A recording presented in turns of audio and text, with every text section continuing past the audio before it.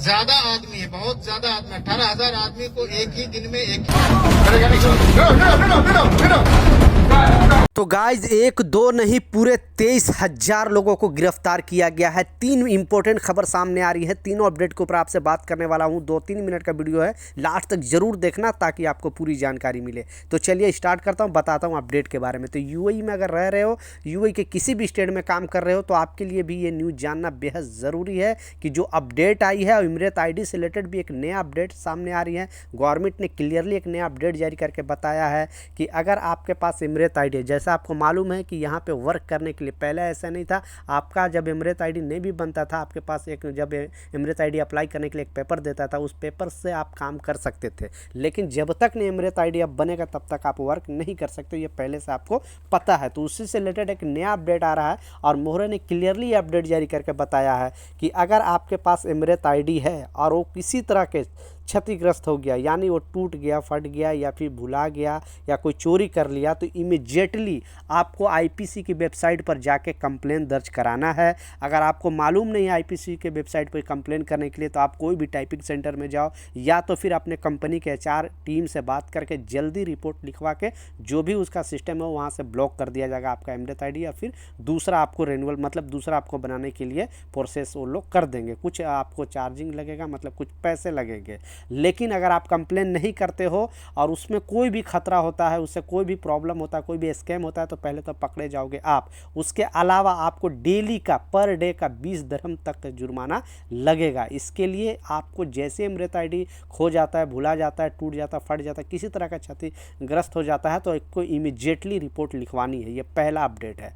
दूसरा जो important update है, बहुत बड़ी खबर सामने आ रही है। पहले स्क्रीनशॉट पर लगा कर दिखा रहा हूँ क्योंकि मैं भी आप लोग को न्यूज़ वगैरह में बार बार बताता है, लेकिन लोगों को बिलीव और विश्वास नहीं होता, क्योंकि पहला ही दिन यानी रमज़ान के फर्स्ट दिन ही 9 लोगों को अरेस्ट किया गया था। आप लोग भी न्यूज़ वगैरह में सुना होगा, क्योंकि ये भीख मांगने के कारण अरेस्ट किया गया था। लेकिन आज एक फिर नया अपडेट आ रहा है। इस अपडेट में बताया जा रहा है कि 33 लोगों को अरेस्ट किया गया। तो कहने का मतलब है कि अभी रमज़ान के दिनों में इसी के लिए पाकिस्तान का जो वीज़ा है वो बंद है, क्योंकि बहुत सारे लोग रमज़ान में पाकिस्तान से आते थे और यहाँ पे भीख मांगना स्टार्ट कर देते थे। मदरसे के नाम पे, बच्चों के नाम पे, जगह जगह पे लेबर कैंप वगैरह में जाकर लोगों को वहाँ परेशान करते थे, रूम में जाकर भीख मांगना स्टार्ट कर देते थे।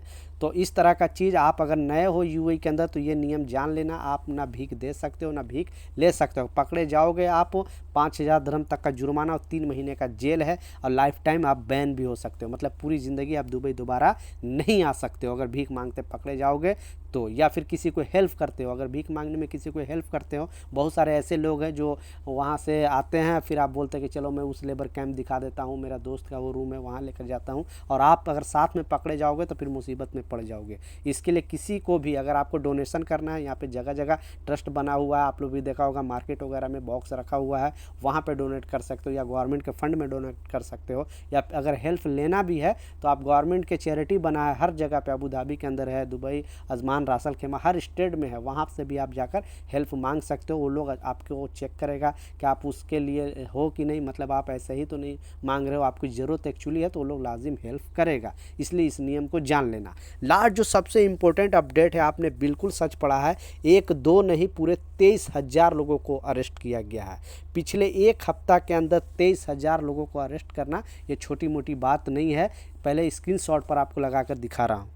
तो जैसे आप देख सकते हो ये 2 कारण बताए जा रहे हैं, यानी 2 कारण, एक है लेबर लॉ का उल्लंघन, एक है बॉर्डर क्रॉसिंग के वजह से। यानी बॉर्डर क्रॉस करते हैं, बहुत सारे एजेंट बॉर्डर क्रॉस कराते हैं, बोलते हैं कि आप इस कंट्री में चले जाओ, फिर वहाँ पे आपको जॉब मिलेगा, जो दूसरे के बहकावे में ना आए। और ये न्यूज़ है, क्योंकि ये न्यूज़ जो है सऊदी अरबिया का न्यूज़ है।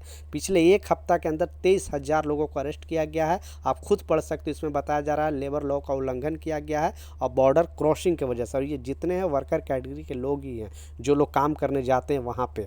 तो आप एक इंडियन हो तो प्लीज़ अपने कंट्री का नाम बिल्कुल नहीं ये करना, क्योंकि अगर आप पकड़े जाओगे तो आपके साथ साथ अपने देश का भी नाम बदनाम होता है। तो किसी भी एजेंट के चक्कर में ना आना, और किसी भी कंपनी में अगर काम करो तो उस कंपनी का अगर वीज़ा है तो उसी में काम करो। आप इलीगल होकर काम करोगे फिर बहुत मुसीबत में पड़ सकते हो। तो ये कुछ अपडेट था, ये कुछ जानकारी था, मैं सोचा आप लोग के साथ शेयर करूँ। कुछ सवाल है, कुछ आपको पूछना है, नीचे कमेंट सेक्शन में ज़रूर पूछें, मैं ज़रूर आपको रिप्लाई करूँगा। मिलता हूँ नए अपडेट के साथ, नई जानकारी के साथ। जब तक जय हिंद।